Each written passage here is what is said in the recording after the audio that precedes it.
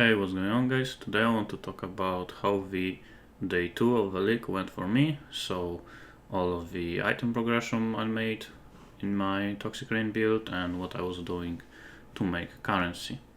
So first let's talk about the build. So I actually did buy just a bunch of chaos damage overtime multi and just damage overtime multi gear. So this is what I would actually recommend to do when you think about getting some upgrades. Just get gloves with chaos damage overtime multi, quiver with chaos damage overtime multi with attacks. Also you can get a ring, but this one is pretty expensive because you need to craft it with Essence of Despair, which goes for around 40 to 50 chaos, and you also get some random other stuff. So I wasn't really too lucky, I got just a little bit of life and resist, but I guess it's still something. And also I was using the amulet, so 20% chaos damage overtime multi, and I actually got myself an Elrond rings. I bought them for 25c, and I unveiled the minus mana cost to skills, so I have it on all 3 of my jewelry item. But eventually I did replace my amulet with Zerfis Heart because I just wanted to test it out to see how it's gonna go, and I also bought Elegant Hubris to get Supreme Ostentation to counter the attribute requirements. And also it just makes my build easier to gear up because I no longer have to worry about my attributes. Unfortunately I didn't get anything good here, but that's eventually gonna get upgraded. So if you don't want to, you don't have to go for it. This amulet is more than enough. And I also got just small jewels with chaos damage overtime multi, and here one, for example, I have one with life and chaos damage overtime multi. Here I still am using Conqueror efficiency, and here also damage multi and life. And this is how my tree looks like. I am still not using Cluster Jewel setup because, to be honest, I was just lazy. It's probably gonna happen today, maybe even second one. And I did spec out of Course Infusion because I got myself a series step. So I spec into Frenzy Charges. I did my Uber Lab and I got one Frenzy Charge here and here. So that's a little bit of damage. For the belt, I just bought a Hunter base belt, letter belt, item level 84. I believe I paid like 20c for it, and I crafted it with Pristine and Pristine and Prismatic Fossils. This one is decent, it doesn't have flat life, I had to craft it myself, so it's not like insane, but I ran out of currency, so it was good enough it's gonna serve me for a bit at least, maybe for like a day more. And for the bow, I actually decided to go for the beast, so I removed the suffix added prefix so I can craft chaos damage overtime multi. So this bow had global crit multi, damage overtime multi, and +1 arrow. So I was hoping for removal of crit multi, but still if I remove damage overtime or plus arrow, it's supposed to be not that bad because chaos damage overtime multi craft was 35%. And even in today's news post, GG said that they forgot to mention few changes in the patch notes, and one of these changes was nerf to this craft. So I actually removed my +1 arrow and got chaos damage overtime multi, which, to be honest, I actually am not sure which one I would prefer to have, but it's definitely much worse than 35% chaos damage overtime multi. So my bow is pretty much the same as it used to be yesterday.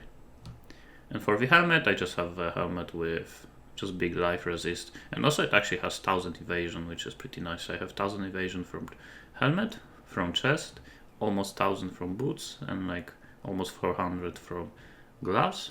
On top of that, I get 100% increased from body armor, and I am using flasks, Jade Flask for 1.5k evasion, and I actually am supposed to replace my Quartz Flask with Steep Knight. So I'm using Steep Knight with 20% more evasion and also increased effect and attack speed. So that was actually a pretty nice roll because nowadays it's actually pretty hard to craft your flasks. To get actually tier 1 mods, on both of the mods, is pretty rare. And just Quicksilver Flask for some movement speed. The life and mana flask actually got nerfed because now they have very small pool of mods you can get on them. Usually I would, normally I would on my mana flask have remove curse. Well, it still has remove curse, but reduce effect of curses, or just curses have no effect during the effect of flask, which is the mod I have here. But now you no longer can get it here. So there isn't really anything else that I kind of want on it. So for now I am just sticking with just enduring and reduce mana cost of skills.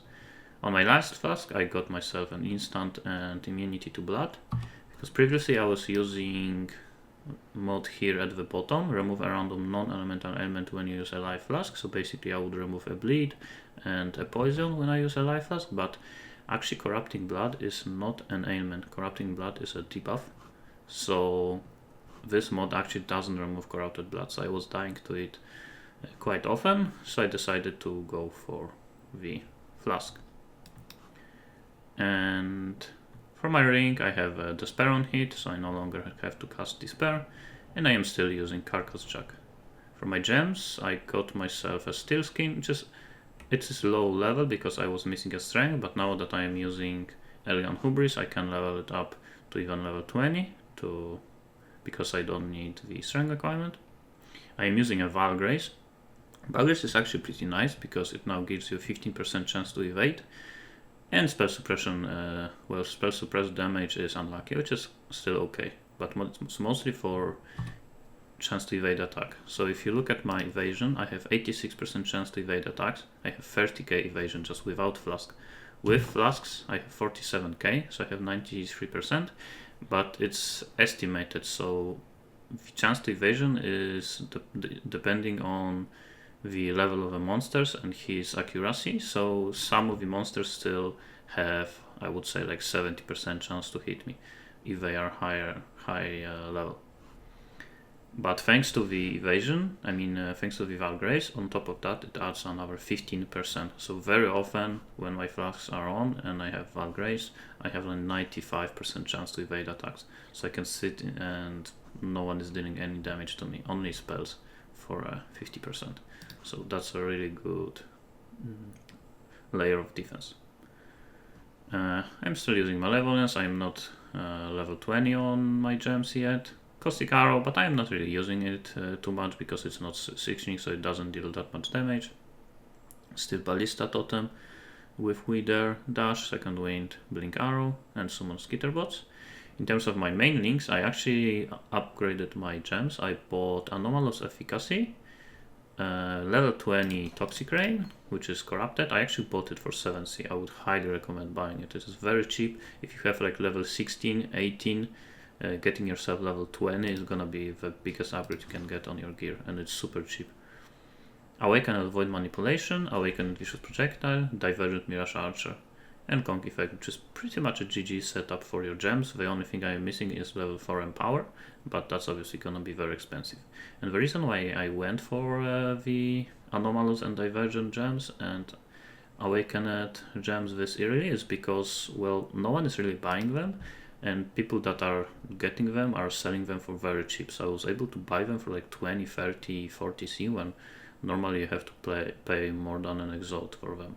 So it was just worth it for me. So okay, so I think that's it in terms of the progression. I'm still level 88, so there is quite a lot of things that I still want to do.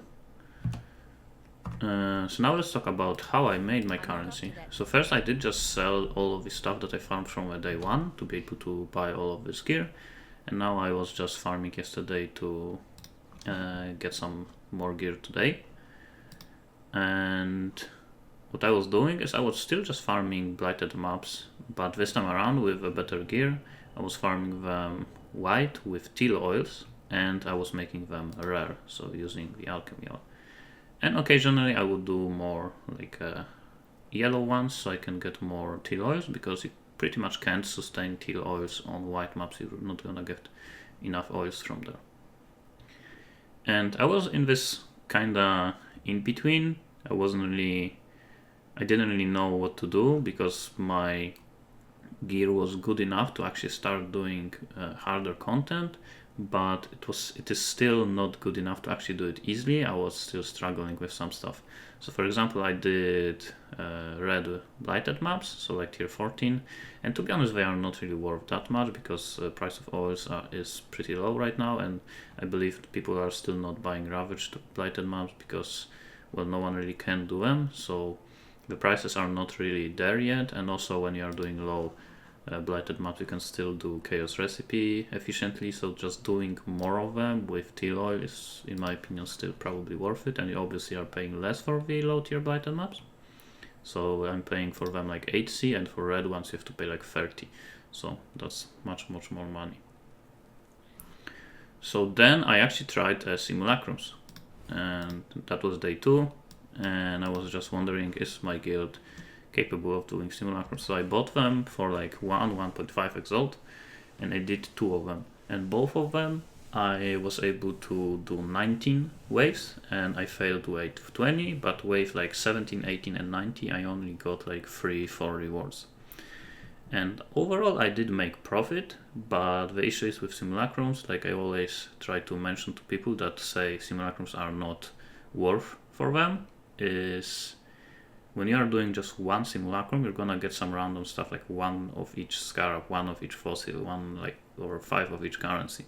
And then to be able to buy the next one, you will have to just sit there for half an hour and try to sell all of the stuff to be able to buy next one. So I don't really want to do that, so I am gonna start Simulacrum after I have some nice amount of currency, so I can just buy like 5 Simulacrums at least, and then just do them in like 2 hours, and then trade for half an hour, and then buy maybe like 7, then do it for like 3 hours, and then buy 10, and so on. So I don't want to just do one and then have to trade the low amount of items. So I can do Simulacrums, not really efficiently yet, but I can do them, but I don't really want until I have some currency. So then I decided to try out the logbooks. So logbooks are going right now for anywhere between like 20 to 50C, depending on like which one you find, which one you can buy. And I was testing them out, and they are actually a decent profit, but still I am kind of struggling with some of them. So one of them I actually was doing for like half an hour, because I was just fighting one rare monster at a time, so it was pretty hard. But in the end you can just exchange your artifacts with 2 yen and with other members, and you can get some nice currency from it. So overall it was quite profitable. But still there is a lot of trading you have to do, because you're most of the time gonna get things like fossil, catalyst and so on, so you have to do some trading, and you will probably have to buy some coinages. And in terms of artifacts, you will very often just run out of one type. So right now I don't have common ones and greater, but I still have a lot of ground and lesser. So I kinda don't want to reroll and just buy these 2 types, and you can't buy artifacts anymore. So I just have to buy more logbooks and run more of them, and that's probably what I'm gonna try to do today. So again, I'm just looking into different strategies. How can I make a little bit more currency so I can just start farming Simulacrums? I probably still want to upgrade my gear a little bit before I start farming them. Again, probably get myself a cluster jeweler setup, and I actually really want to swap to Pathfinder. It just, when I started farming Simulacrums, it made me believe even more than just the best ascendancy to farm Simulacrum is Pathfinder, because I was very often running out of my life and mana flask, and I would just have to wait for a while. And with Pathfinder it's just not an issue, and you also get some effectiveness on your flask, so again you get more evasion and so on. I guess your Raider still gives you some evasion, but in the end I kinda want to respect to Pathfinder right now.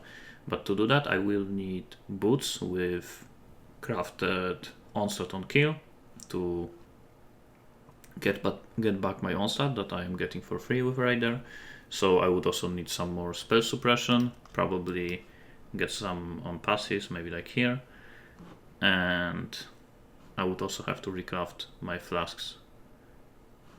And Also, what I want, which is probably gonna be something that I'm gonna try to do today, is get my Chaos Res Cap. To do that, I probably will need to have Chaos Res on my Cluster Jewels and upgrade my gear, because when I will have Chaos Res Cap, I will be able to use Forbidden Taste instead of Movement Speed Flask, because you don't really need Movement Speed Flask during Simulacrums, and Forbidden Taste with Craft used when you take Savage Hit is very powerful. But to do this, to counter the degen that you are getting when you use it, you have to have Chaos Res Cap. Otherwise, it's not worth it to use it. So yeah, that's what I'm gonna try to do today. I'm probably gonna start farming Simulacrums, at least I hope to. But that might happen tomorrow, not today. So, thanks for watching and see you in the next one.